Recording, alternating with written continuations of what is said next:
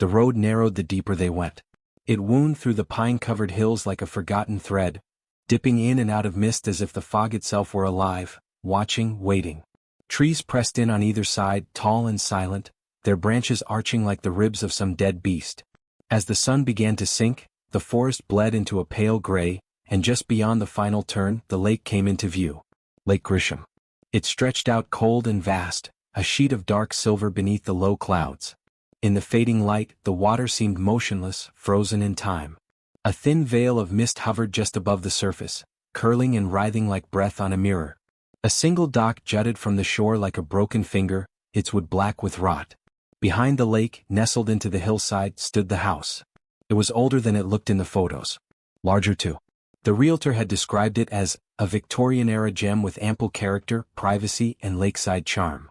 But now, parked at the edge of the overgrown driveway, Tom Wilcox stared at the house and felt a strange pull in his chest. Not dread exactly. Something colder. Deeper. Like a memory that wasn't his. The house stared back with hollow windows. "Wow," Emily said from the passenger seat, rubbing her arms. "This place is something." "It's big," Tom muttered, more to himself than her. "Bigger than I thought." From the back seat, their daughter Lily pressed her face to the window, fogging the glass with her breath. "Is that the lake?" she asked. "Yes, sweetie," Emily replied. "That's our new home." The house rose 3 stories tall, built of gray stone and rotting wood, with a steep, shingled roof and spires that clawed at the sky. Moss and ivy snaked across its walls, crawling up like veins. A weather vane spun lazily in the wind, screeching softly. A wraparound porch sagged under its own weight, and at its center sat a black door, tall, narrow, and cracked with age. Tom stepped out of the car first. The air hit him like a cold slap. It smelled of wet earth, mildew, and something metallic beneath the surface. Lily followed, skipping down the gravel path barefoot. "It's pretty," she said. Emily wrapped her coat tighter around herself and shivered. "It's quiet. Too quiet." They unpacked slowly, letting the silence settle.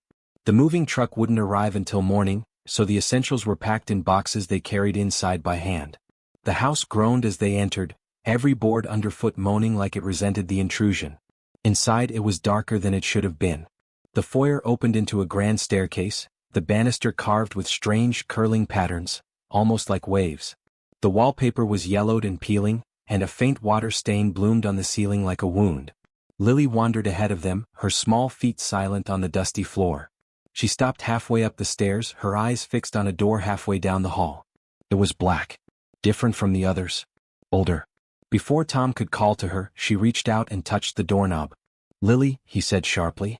"That room's off limits. Didn't you hear the realtor? It's been sealed shut for years. Structural damage or something." She looked back at him and tilted her head. "She says it's not locked. Just waiting." "Who says?" Emily asked, frowning. "The girl in the white dress," Lily replied. "She lives here too." There was a beat of silence. Tom laughed nervously. "Imaginary friend already, huh?" Emily knelt beside Lily. "Sweetheart, there's no one else here. Just us." "She's shy," Lily whispered. "She doesn't like grown-ups." That night the fog thickened. It poured across the lake like spilled milk, climbing the shore and swallowing the trees. It wrapped around the house like fingers, clinging to the windows and leaking through the cracks. Tom and Emily unpacked a few things, made sandwiches, and tried to laugh off the unease. Lily, however, sat cross-legged on the floor of the upstairs hallway, just outside the black door. "She told me about the boat," Lily said aloud to no one in particular. Emily paused at the top of the stairs. "What boat, honey?" "The one that went under," Lily replied. "She was on it. She said it was cold. Dark. But it didn't hurt for long." Tom came up behind her. "Lily, where did you hear that?" Lily looked at him with wide, honest eyes. She remembers drowning. She remembers everything. And she's still waiting. Later that night, as the house settled into uneasy silence, Emily woke to the sound of whispering. At first she thought it was the wind. But when she sat up, the whispering grew louder, more distinct. A child's voice, soft and breathy, coming from the hallway. She crept out of bed, her bare feet freezing on the wooden floor. The house groaned under her weight. The whispering stopped. Lily's door was cracked open. Emily peeked inside and found her daughter sitting on the bed, speaking to the dark corner of the room. "She wants to play," Lily whispered. "She says it's lonely in the lake." Emily swallowed hard. "Lily, who are you talking to?" The little girl smiled without looking. Her name was Annabelle. But she doesn't like that name anymore. She likes my name now. The air in the room dropped several degrees. Emily could see her breath. Behind her, from somewhere deep within the house, a door creaked open. Morning arrived without sunlight. A pale gray hue leaked through the curtains, washing the house in a sickly, colorless light. The fog had thickened overnight, pressing against the windows like breath from something vast and unseen. The lake was completely hidden now, as though it had vanished into nothing. Emily stirred first. Her sleep had been shallow, filled with fragments of dreams, drowning, dark water closing overhead, small pale hands brushing against her ankles, a girl's laughter echoing through silt and bones. She sat up in bed and instinctively glanced at the door. Still closed. But something felt different. Heavier. She slipped from the sheets and padded into the hallway. The air smelled of mildew and old water. A cold draft snaked along the floorboards and she followed it, dread mounting with each step. When she passed Lily's room, she hesitated. The door was wide open. Lily? The child wasn't in bed. Panic surged. Emily stepped inside, her voice more urgent now. Lily? Then she heard it. Laughter. From upstairs. No, not just laughter. Two voices. Children. Whispering. Giggling. And one of them sounded wrong. Like it was being forced through waterlogged lungs. Emily raced up the stairs, heart pounding. As she reached the top landing, she froze. The black door. It was open. Only a sliver, but it was unmistakable. That door had been sealed shut for decades. It groaned slightly, swaying gently, as if inviting her in. And just beyond it, in the thin crack of darkness, she saw Lily. Sitting cross-legged on the floor. Smiling. Lily. Emily rushed forward, but the girl turned and whispered something before her mother could reach her. The door slammed shut with a sickening thud, and the handle refused to turn. Emily screamed. She pounded on the door with both fists. Lily. Open the door. No answer. Suddenly, from behind her, Tom was there, startled and groggy. What the hell is going on? She's inside. She's in there. I don't know how the door opened, but she's... Tom stepped forward and yanked on the knob, but it wouldn't budge. It didn't feel like it was locked. It felt like something was holding it closed from the other side. Just then the laughter stopped. The hallway fell utterly silent. And then, a voice. Not Lily's. A soft, wet whisper, like someone speaking through a mouth full of lake water. She's mine now. They broke down the door an hour later, with a crowbar found in the garage in sheer desperation. But the room was empty. Dust hung thick in the stale air. Cobwebs stretched across the corners like dead fingers. A single, cracked window looked out onto the fog-cloaked lake. In the center of the room stood an old, rusted bed frame and beside it, a doll. Waterlogged. Its porcelain face was cracked, its dress yellowed and clinging to its body like wet cloth. One eye was missing. The remaining one was glassy and blue, and stared directly at them. Lily was not in the room. But the doll hadn't been there before. Emily was sure of it. They searched the house from top to bottom. Every room. Every closet. Every crawlspace. But Lily was nowhere. The fog outside had become impenetrable. Tom stepped out onto the porch and called her name until his throat was raw. No answer came, only the soft ripple of water lapping against the dock. Then Emily noticed something. Wet footprints. Small. Bare. Leading from the foot of the stairs to the back door. They hadn't opened the back door. She followed them slowly, every instinct screaming at her to stop. The door creaked as she opened it. Beyond the threshold, the fog was thicker than ever. And out by the lake, barely visible through the mist, was a figure. A little girl in white. Standing at the edge of the water. Emily ran. But as she reached the dock, the figure stepped forward, and it wasn't Lily. The girl's skin was pale, bloated. Her hair hung in thick, tangled ropes, dripping with lake water. Her eyes were empty sockets, black as the deep. Her dress clung to her in heavy folds, soaked and stained. And in her arms, she held Lily. Still. Silent. Eyes open, staring into nothing. The drowned girl turned her head toward Emily. She wanted a friend, the voice rasped from somewhere beneath the water. Now she has one. The fog surged forward, thick and choking. Emily screamed. She reached for her daughter, but the lake took them both. And then, nothing. When Tom arrived, the dock was empty. The mist retreated slowly, revealing calm water, and the doll. Floating at the edge. He dove in. Dragged the lake for hours. Called the police. The sheriff. Divers. But there was no sign of Emily. Or Lily. No footprints on the dock. No evidence they'd ever been there. Just a doll, clutched tight in his daughter's blue sweater. That night, Tom sat alone in the nursery staring at the doll resting in the crib. He wept until sleep took him. At 3:12 a.m., the temperature in the room dropped sharply. The door creaked open. Lily stepped into the hallway barefoot and wet, eyes glazed over. Behind her came another child, dripping, smiling. And in the black room upstairs, the door closed quietly. The next morning was quieter than death. Tom sat in the living room, eyes bloodshot, his hands trembling as he clutched a mug of cold coffee. He hadn't slept. Couldn't. What he had seen last night refused to let go. Lily, his Lily, had stood in the hallway soaked to the bone, unmoving. And then, she had simply vanished. The doll now sat on the mantel, facing the window that overlooked the fog-drenched lake. Its cracked face seemed to grin. Tom had tried to throw it out 3 times. Each time it reappeared in the same place. He was losing his mind. Or the house was playing with him. The authorities had no answers. A missing wife and child. No evidence. No clues. And worst of all, no belief. They thought he'd snapped. One detective even asked gently if he had ever had a wife and daughter. He stayed. Not because he wanted to, but because he had to. Something had taken them. And something inside this house, this land, knew where they were. On the 3rd night Lily returned. Tom woke to the sound of humming. A soft, lilting tune, carried on the cold breath of the lake. He followed it upstairs, barefoot on the splintering wood. Lily sat on her bed, combing the hair of the drowned doll. Her skin was pale. Her eyes too still. But it was her. Lily? Tom whispered. She didn't look up. She only sang. Musical note, row, row, row your boat, gently down the stream. Musical note. He stepped forward cautiously, the room growing colder with every step. Lily, where's Mom? She's with Annabelle, Lily replied, not stopping the combing. Her voice was soft, distant, like a radio lost in static. Who's Annabelle? Lily finally turned to him. Her eyes had changed.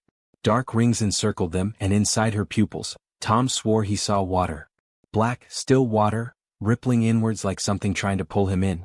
She was on the boat. The one that sank. She was lonely. But I'm her friend now. Tom fell to his knees, gripping the edge of the bed. Where is your mother? Lily leaned forward, her wet hair brushing his hand. She's under the house. That night, Tom descended into the basement. The air was thick, smelling of rot and iron. Cobwebs clung to his arms. The single light bulb flickered overhead. At the far end of the room was an old hatch. He hadn't noticed it before. It groaned when opened, revealing a steep staircase, stone, wet, old. The air below smelled of algae and something ancient. He followed it, step by step, until he emerged into a tunnel beneath the lake. The stone walls were slick, breathing with moisture. Carved into them were names, dozens, etched by hand, gouged with fingernails. Many were unreadable, but one was fresh. Emily. He ran. The tunnel led to a chamber, half-flooded, filled with objects. Old children's toys, rusted lanterns, a broken lifeboat paddle, a girl's shoe, and in the corner, a massive, decayed wooden figurehead from a ship. Its eyes had been gouged out. Its mouth sewn shut. Beneath it was a mass of pale limbs. He staggered back in horror as he realized what he was looking at. Bodies. Drowned bodies. Some recent. Some impossibly ancient. And at the very center of them, Emily, floating. Eyes wide open. Tom waded in, screaming. He reached her, and in the moment his hand touched hers. She blinked. Don't wake them, she gasped. If you wake them, she'll come. But it was too late. The lake groaned. The water began to rise. From the darkness behind the figurehead, something stirred. A shape. A girl. Her eyes 2 black holes, her mouth stitched with weeds. Annabelle. She floated above the water, limbs limp, hair tangled like kelp. Her face was blank. Her voice was not. You brought them back, she said, her words bubbling out like the breath of the drowned. You broke the seal. You'll take her place. The chamber trembled. Emily screamed. Run. Tom grabbed her and pulled. The water surged after them, hands rising from below to grab at ankles, drag them under. But they climbed. Through the tunnel. Up the hatch. Into the basement, where the door slammed shut behind them. They lay on the floor, coughing, soaked, alive. But not safe. Upstairs, Lily was standing by the lake-facing window. She watched the water. Smiled. The doll sat in her arms, its mouth no longer cracked, but whole. And stitched. Outside, beneath the fog, something vast stirred in the deep. And in the attic, The black room, the bed frame began to drip. Water. Drop by drop. Like someone had just lain down. And died. The fog never left that morning. It clung to the house like wet skin, curling around the windows, pressing against the glass as if it wanted in. The lake, normally placid, now pulsed with subtle waves, though no wind blew. Its surface was broken only by bubbles, rising slowly, as if something far below had begun to stir. Emily sat by the fire wrapped in blankets. Her face was pale, her eyes hollow. She had barely spoken since Tom pulled her from the drowned chamber. Only one thing had escaped her lips in the hours since. The ship was never found. Tom knew they couldn't stay in the house. Something terrible had rooted itself here, long before they arrived. Something that didn't want them but needed them. A cycle repeating. A hunger unsatisfied. And Lily. She was no longer Lily. He found her that morning sitting at the edge of the lake, singing softly to the water. Her doll, now dry and pristine as if it had never touched moisture, was in her lap. "She talks to me now," Lily said without looking back. "She says you shouldn't have opened the hatch." Tom's breath caught. "Annabelle?" Lily turned, her expression strangely serene. "No. The lake. The lake remembers." That evening, Emily finally spoke at length. They were in the kitchen, its fluorescent lights flickering erratically, casting long shadows that twitched along the walls. "When I was down there," she said, voice trembling, "I saw things. Not just the drowned. I saw the ship." Tom listened intently. "It was still whole," she continued. "Down there in the black. Trap. Like time froze the moment it sank." Her hands clutched her arms. "There were children on board. A school trip, I think. The storm came suddenly. The boat was too heavy. It went under. But no bodies ever surfaced." Tom recalled something he'd read online when they first bought the house. A small article buried in the archives of the local library. A missing ferry from 1952. Presumed lost in a freak storm. All passengers, mostly children, never found. The boat had been called the Annabelle Lee, Emily whispered, confirming his thoughts. A cold dread settled in Tom's chest. "The girl," he said. "The one haunting Lily, Annabelle. She was on that ship." Emily nodded. "But she didn't die with the others. She was something else.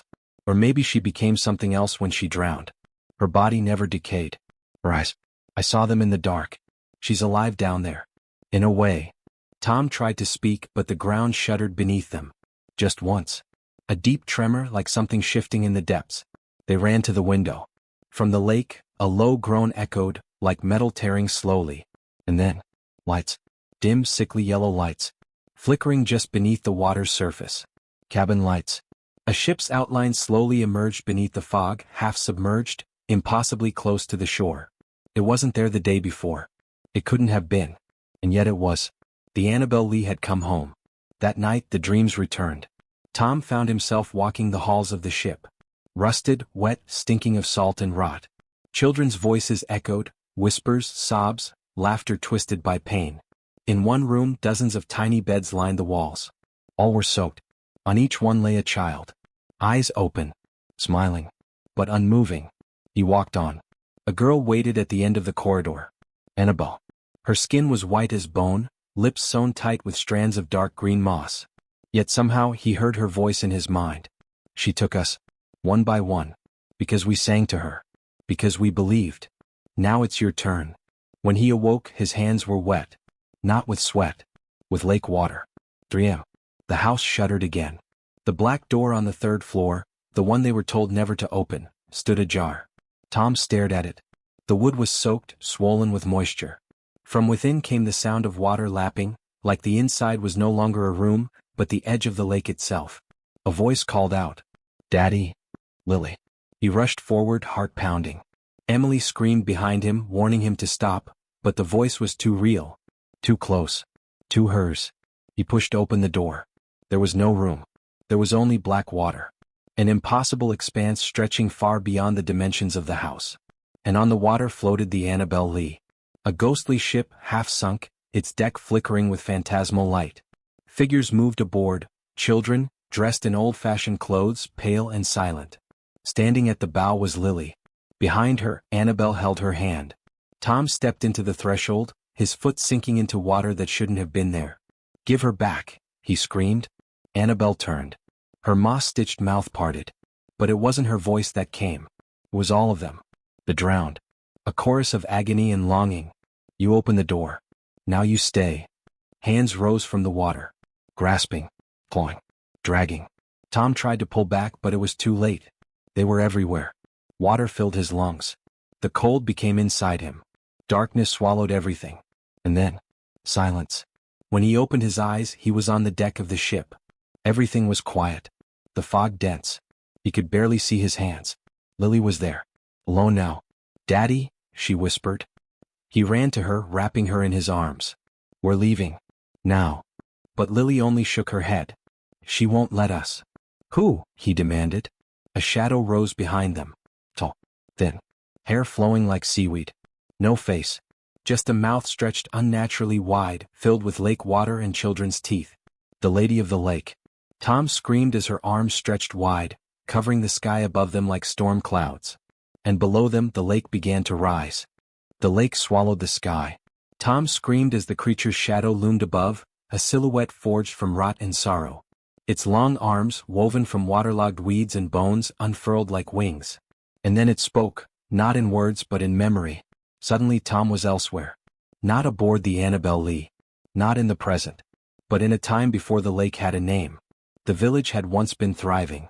Wooden docks extended into a wide river, where children played and fishermen pulled silver-scaled bounty from the depths. But at the heart of this settlement stood a woman, tall, veiled, never aging. The townsfolk called her Mother of the Water, or more fearfully, the Drowning Queen. She had come from the forest one misty morning centuries ago, barefoot, her eyes black as obsidian. She spoke with the river. She could heal wounds with her hands and her voice could calm storms. In exchange she asked only one thing. Once every generation, you must give me one child. They obeyed. For years the village prospered. Storms bypassed the lake. Disease vanished. No one questioned her command, until one mother refused. Her name was Margaret. Her daughter was Annabel. The ritual was prepared, candles floating on the water, veils soaked in lake water, a song sung in ancient tongue. But Margaret broke the circle. She ran with her daughter into the woods, vowing never to return. That night the lake rose. And it never receded. The entire village was drowned, swept beneath black waves that devoured every soul, man, woman, and child. All except one. Annabel. She washed ashore days later, untouched, her eyes glowing faintly. She remembered nothing. But the lady remembered everything. She had not claimed her price. And she does not forget. Tom fell to his knees on the spectral deck, gasping as the vision faded. He clutched Lily close, feeling her heartbeat echo his own panic. She's not a ghost, he whispered. She's a god. Worse, a voice rasped beside him. It was Emily. Soaking wet, hair matted to her face, she stood on the deck beside them. Somehow she had crossed the threshold too. She's a memory. A curse written into the bones of the lake itself. She feeds on remembrance, on love twisted by fear. Tom turned to her. Then how do we stop her? Emily looked past him. We don't. The lake surged, rising around the ship. From the black waves, dozens of pale faces surfaced, children. Drowned, preserved, staring with blank eyes. They began to sing, a lullaby of unimaginable sorrow. Rock the boat and down it goes. Sleep below where no one knows. Cold and deep the lady keeps. Every soul the darkness sows. Tom's ears bled from the harmony. Lily clutched her doll so tight its head cracked. We have to go, Emily shouted. Now. But there was nowhere to run. The ship began to sink. Suddenly, a light. High above, through the veil of fog and black water, a warm amber glow pulsed. It was the attic window of the house. Somehow, impossibly, it remained visible like a beacon from another world. Emily pointed. That's the way back. The Drowning Queen howled, a gurgling, rage-filled scream that shattered the sky. Her form unraveled, tendrils of mist and water lashing out, dragging the ship faster into the depths. Tom grabbed Lily and ran toward the railing. Jump. But Emily hesitated. Now. Together they leapt. Water embraced them, icy, endless, and for a moment Tom was sure they'd die. But then a current lifted them, pulling them toward the light. Hands reached for his feet. Children. Hundreds of them. Trying to drag him back. Whispering things in his ears. She's alone. Don't leave her. Don't forget. But Tom screamed through clenched teeth and kicked upward, refusing the guilt, the sorrow, the endless longing. The light grew larger. Then, They broke the surface. They fell through the black door with a crash, gasping for air on the floor of the third-story hallway. Emily coughed violently beside him. Lily lay unconscious, her tiny chest rising and falling slowly. Tom turned to the black door. It was gone. No longer wet. No longer even a door. Just an ordinary wall. The lake had receded. But not in peace. 3 days later. The family left the house. Emily wanted to burn it down. But no flame would catch. The wood was damp with a moisture that never dried. They abandoned everything. Lily spoke little now. Sometimes she whispered to her doll. Other times she simply stared into puddles with a wistful smile. At night she would sing softly in her sleep. Cold and deep the lady keeps. Tom began researching the lake's history. The town that once stood beneath it. The ship Annabelle Lee. The drowned village. It all checked out. Every horrifying bit. But one final mystery remained. Lily was not the same. One evening Tom heard her in the yard, standing by a rain-filled bird bath, humming to the water. He asked what she was doing. She turned, smiling. She's still in me, Daddy. But it's okay. She just wanted a friend. Autumn returned early that year. Leaves fell like dying whispers around the small suburban home where Tom, Emily, and Lily now lived. Far from the lake, far from the house that had nearly destroyed them. Or so they thought. The move was supposed to bring peace. The therapist said the change of scenery would help Lily heal. She painted again, strange, foggy landscapes and children with missing faces. Sometimes her drawings showed a dark lake with arms stretching from the water, reaching toward a child in a red raincoat. Emily burned every one of those pictures in secret. Tom meanwhile had changed too. The brightness in his eyes had dimmed. He slept with the lights on. When it rained, he stared at puddles like they might whisper. The nightmares never left. But the real horror began again, not with a scream, but with a reflection. It was a Tuesday.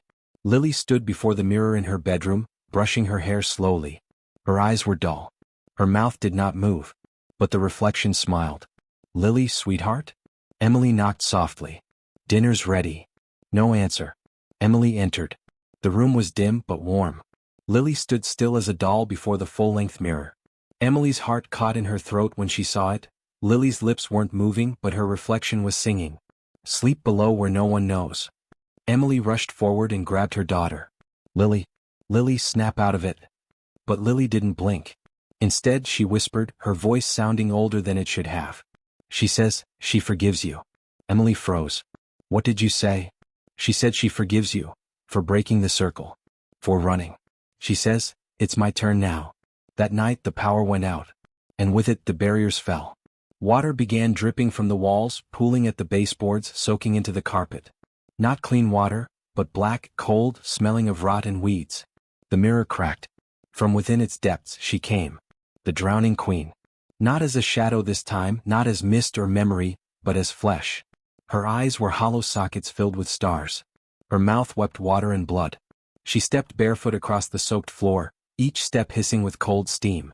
In her arms she held nothing. But she whispered, where is my child? Tom stood between her and Lily, trembling. You can't have her. She already came to me. She sang the song. She let me in. She's just a child. The drowning queen tilted her head. So was I. Then she reached forward, slow, deliberate. And Lily stepped past her father. Lily! Tom screamed. But the girl turned, smiling faintly. It's okay, Daddy. She doesn't want to hurt us. She just doesn't want to be forgotten. Emily collapsed to her knees. Please, don't take her. She's not taking me, Lily said softly. I'm going with her. The room grew colder. The lights flickered. And then, Lily reached out and touched the queen's hand. For 1 second Tom saw it all. The ship beneath the lake. The drowned children singing. The villagers who once danced by torchlight. The woman betrayed by time, cursed to wait beneath black waters. And then it was gone. Lily vanished. Months passed. The house was sold again. Emily and Tom drifted apart, grief like a fog between them that never lifted. Some nights Tom would walk by a lake in a nearby park. There was no fog, no black door, but sometimes if he stood perfectly still, he could hear the softest voice. Rock the boat, and down it goes. He never told anyone. But every year on the day Lily disappeared, he left a candle by the water. Just in case she needed the light. Epilogue. Years later, another family moved into the foggy lakeside house. The walls had been repainted. The attic sealed. But the lake remained. One morning their young daughter pointed to the mist and said, "There's a girl out there. She wants to play." The parents laughed. But that night the girl drew a picture, of a ship, a doll and a woman with eyes like drowning stars. And beneath it, in childish handwriting, she wrote, "Lily, this story is a work of fiction.